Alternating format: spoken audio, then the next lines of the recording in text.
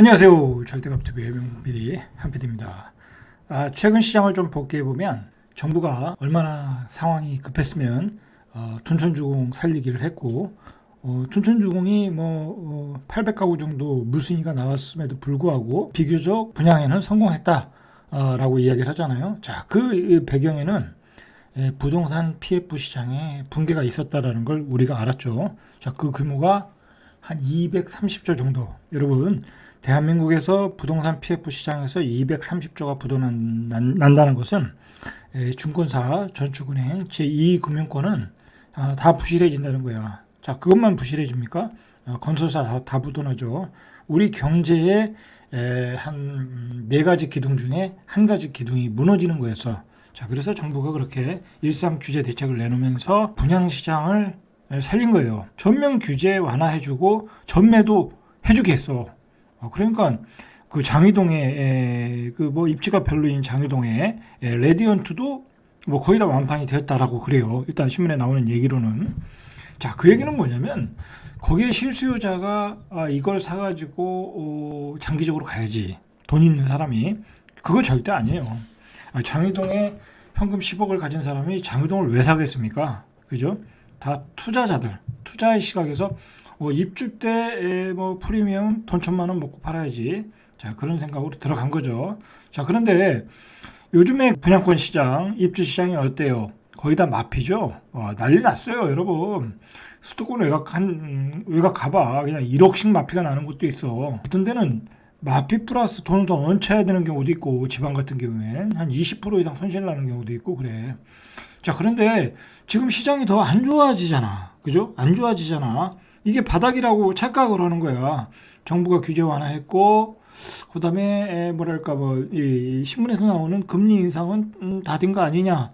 이제 그런 얘기가 나오니까, 그런 얘기가 나온 데다가, 정부가 이제 특례 보금자리론이라고, 저금리 이 상품을 또 만들어주니까, 그것 가지고 집을 사면서 이제, 이게 바닥이 아니냐 그렇게 착각을 한다는 거죠. 자, 그런데 그 착각이 깨지게 된 게 뭐냐면, 자, 일단은 미국의 금리가 아직은 더 올려야 된다는 얘기가 지금 나오고 있잖아. 빅스텝 얘기가 나오고 있잖아요. 그리고 미국의 인플레이션이 계속되고 있다.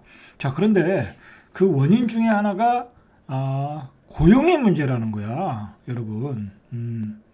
이게 고용의 문제. 이 고용이라는 건 임금이 올라가는 거잖아.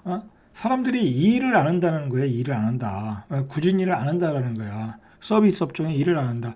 자, 근데 그게 가만히 생각해 보니까 미국만의 문제가 아니라 우리도 그런 문제가 있더라는 거야. 자, 그러면 구조적 인플레이션에 우리는 당면하고 있다라고 보고, 그리고 예전처럼 중국과 러시아가 막 세계가 서로 물자를 교류해서 어떤 저가 시스템을 만들어내는 어떤 세계화의 어떤 틀이 깨졌다라는 거야. 자, 그런 것만 봐도 이제 우리는 고물가 시대에 살아야 된다라는 거야. 어떻게 보면 당연한 거예요. 우리가 저물가 시대에 살았던 거는 전체 기간 중에 몇 년 안 돼. 그렇지 않겠습니까? 몇 년 안 돼. 우리가 금리 2%, 3% 산 게 불과 몇 년이냐고. 자, 그전에 옛날에 10%, 9%, 심지어는 2006년 좀 시장이 좋을 때, 그때도 6%대였어. 5%, 6%대였단 말이야. 그때도 그게 싸다고 집을 산 거야.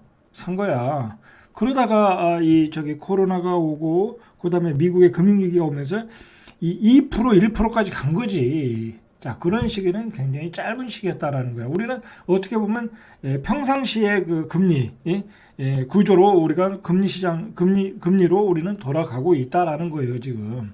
자, 그런 인식이 조금 필요한 시기라는 거야. 제가 누누이 얘기하지만 일반 불인이나 무주택자들이 착각하는 게 뭐냐면, 집값이 많이 빠졌다고, 고점 대비해서 많이 빠졌다고, 예전에 못 사가신 분들이 이제 두려움이 생기는 거지.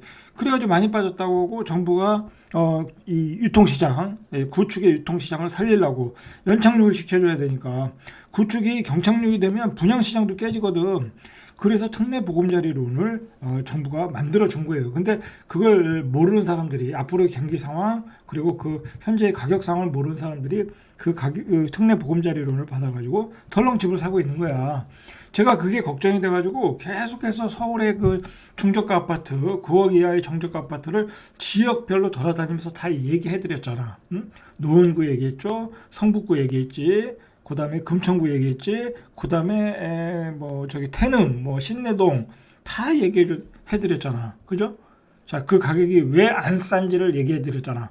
자, 그 아파트는 그 지역의 9억 이하의 아파트, 중저가 아파트는 평상시에 전세가율이 붙지 않으면 매매 수요가 없다. 지금과 같이 전세가율이 50% 이상인 상황에서는 투자자가 들어올 일도 없고 실수요도 안 들어온다.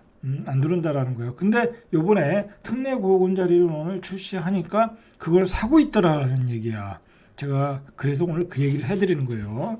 특례 보금자리론이 출시 3주 만에 연간 공급 목표의 3분의 1을 소진했다라는 거야. 그래서 10명 중 6명 가량은 은행권에서 빌린 기존 대출을 상환하기 위한 목적이다. 뭐 이거는 상관없는 거예요. 기존의 대출 금리가 세니까 저금리를 바꾸겠다라는 거예요. 자, 그래서 17일까지 특례 보금자리론 누적 신청 금액이 14조 5천억 원 정도, 63,491건. 그 중에 3분의 1은 대출 상환을 했다라는 거예요. 자, 그리고 지난달 30일에 출시한 이후 19일 만에 1년간 공급 목표인 39조 6천억, 36%가 이미 신청이 됐다라는 거예요. 그러니까 아직도 이제 한 60%는 남아 있다라는 거예요. 소진이 빨리 되고 있다라는 거야. 이게 정부의 고민이 뭐냐면 지금 긴축을 해야 되거든요. 이제 경제학자들이나 전문가들도 지금은 긴축을 해야 되는데 이렇게 돈을 풀면 안 된다라는 거야. 이게 부작용이 있는 거예요, 사실. 지금 어떻게든 이 부동산이 연착륙을 하도록 정부가 유도하기 위해서 이 특례 보금자리론을 만들어서 푸는 거잖아요. 결국은 부작용이 있을 거라는 거예요. 부작용이 뭐겠어요? 금리가 올라가는 거지, 금리가. 물가가 계속 올라가니까 금리를 올릴 수밖에 없는 거 아니야. 이 부작용을 감수하고 이 정책을 하고 있는 거야, 지금. 이 특례 보금자리론이라는 게 기존 보금자리론의 안심 전환 대출, 적격 대출 등 정책 모기지를 통합한 상품인데 우선 1년간 한시적으로 운영하는 거예요. 자, 1년간 한시적으로 운영한다는 얘기는 내년에도 상황이 안 좋으면 이걸 더 하겠다라는 얘기잖아.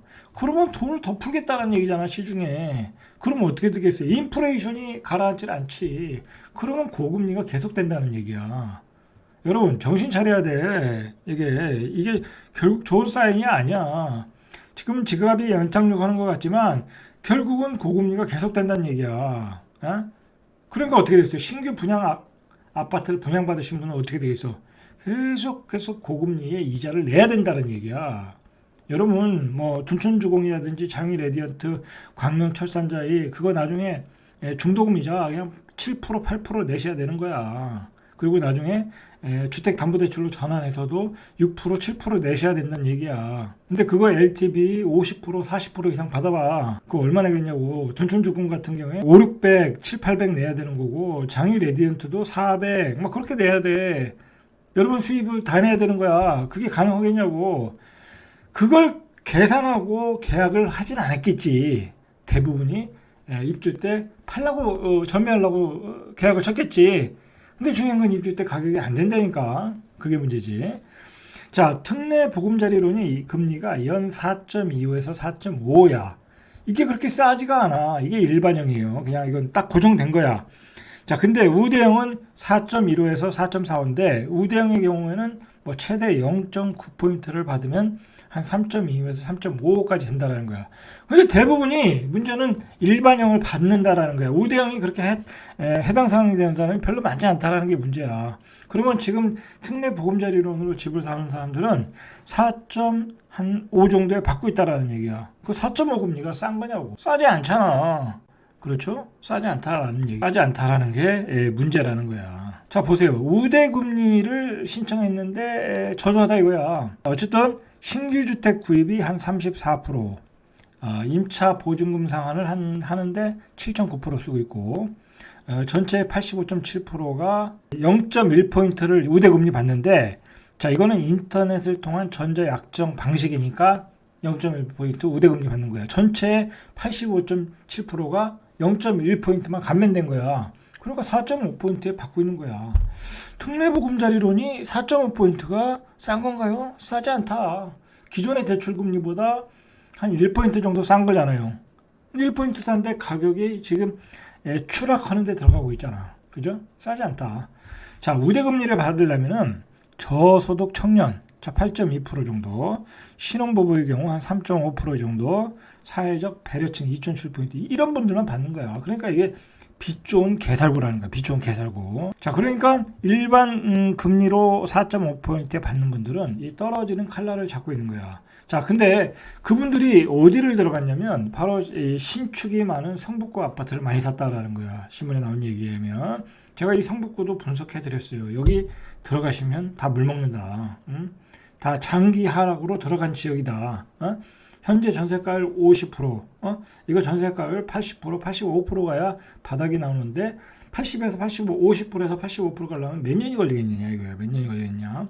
그리고 지금 금리가 폭등하는 시기고 전세가와 매매가가 동시에 떨어지고 있잖아. 이런 경우가 없다니까. 전세가와 매매가가 동시에 떨어지는 경우가 외환 위기급의 어떤 상황인 거야 지금 상황. 그 상황이라는 거야. 국토교통부 실거래가 공개 시스템에 따르면 16일 기준 서울에서 거래된 아파트 342건 16일 기준 9억 이하의 아파트를 보니까 총 223건이 거래됐다는 거야.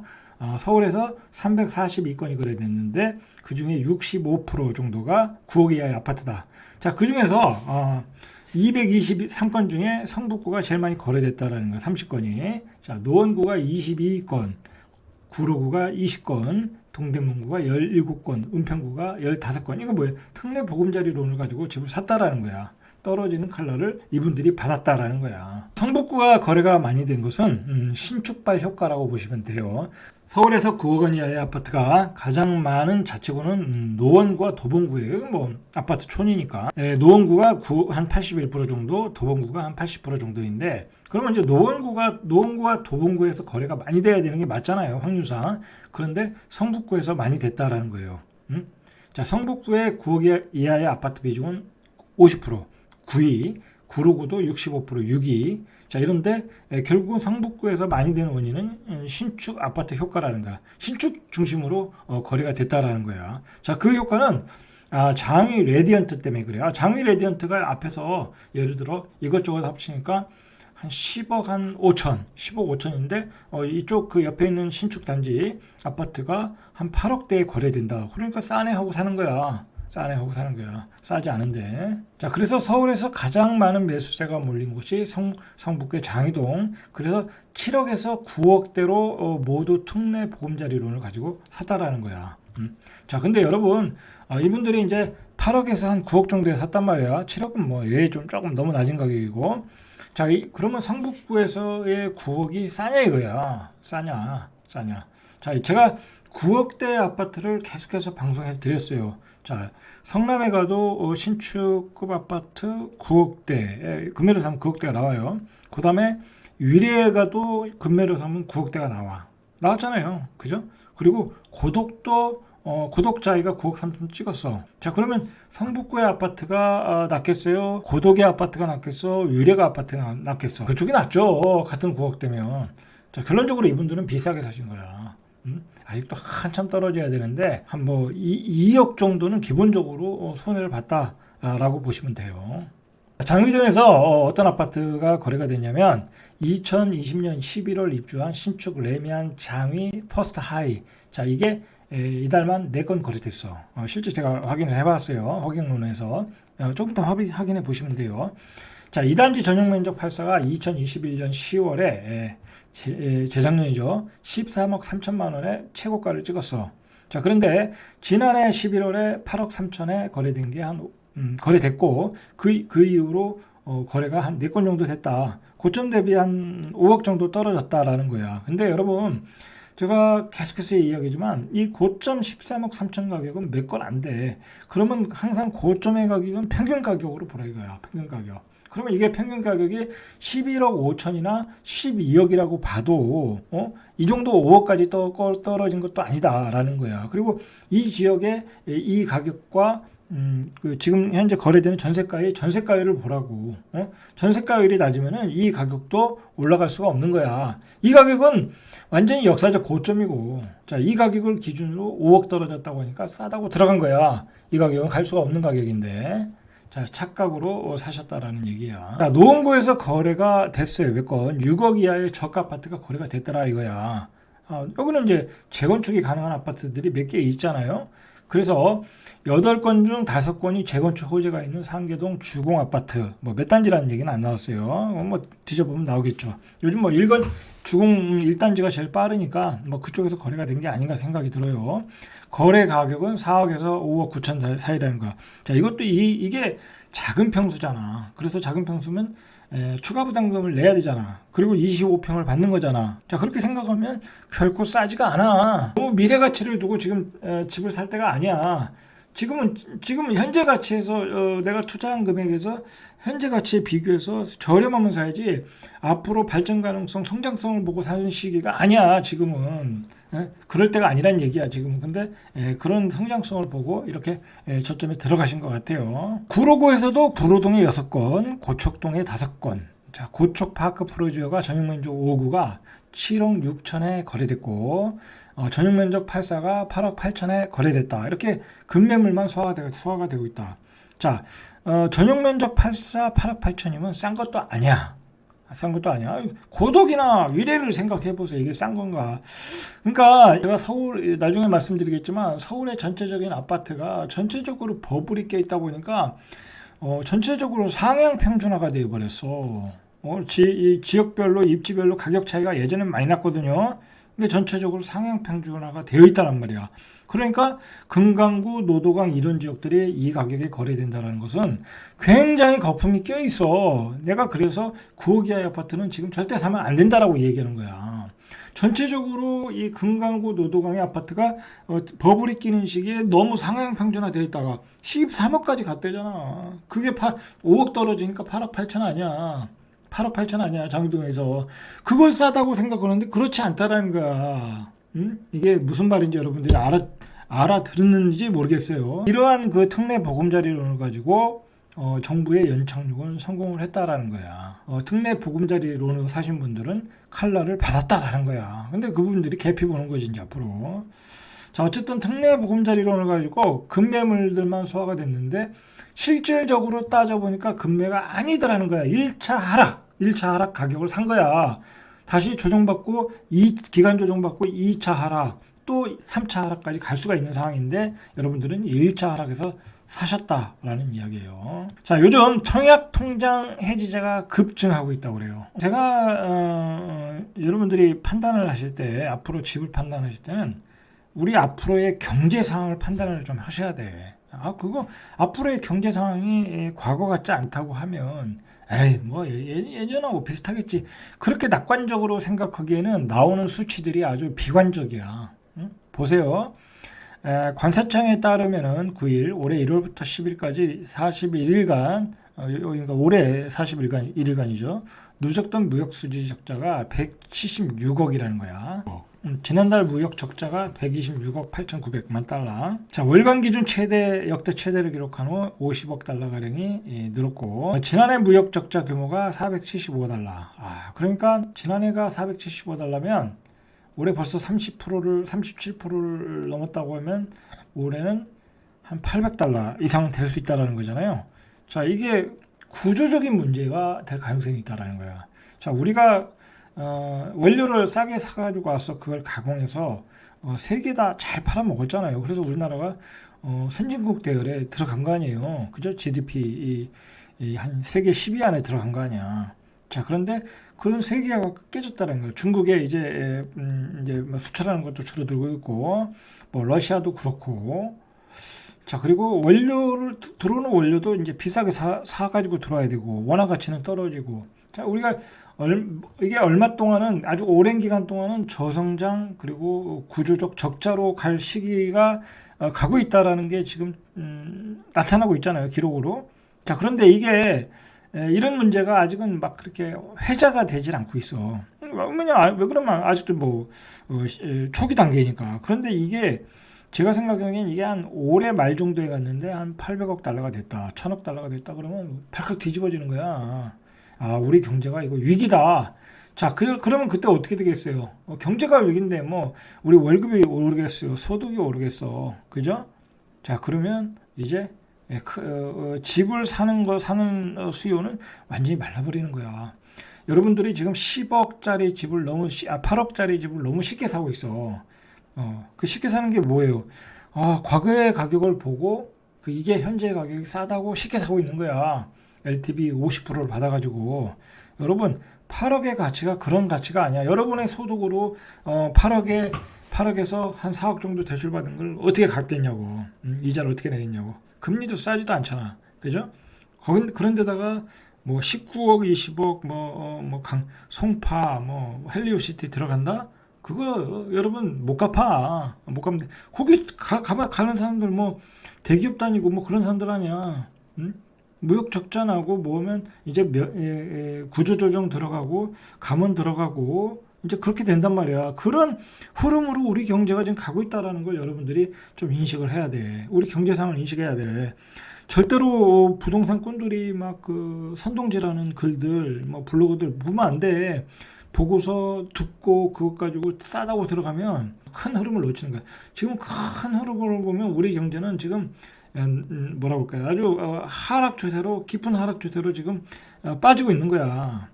자, 구조적 적자 문제라는 거예요. 구조적 적자, 무역적. 삼성과 하이닉스 중국에 있는 반도체 공장도 어쩌면은 폐쇄해야 된다는 이야기도 나오고 있어 지금. 자, 미중 간의 패권 전쟁도 그렇게 우리한테는 치명타가 오는 거야. 자, 그런 문제, 여러 문제를 생각해서 여러분들이 지금은 싼 전세 가격에 살고 있는 게 좋은 거야. 그리고 돈 있으면 그 은행에 넣어놓으면 된다니까. 그래서 거기서 자산을 늘리시면 되는 거야. 응? 왜 빚을 내서 지금 거대한 거품이 낀 가격에 집을 사고 있냐고. 그죠? 제가 눈에 얘기하는데도 말을 안 듣는 분들이 많은 것 같아. 이상 절대값TV의 명품 PD 한 PD였습니다.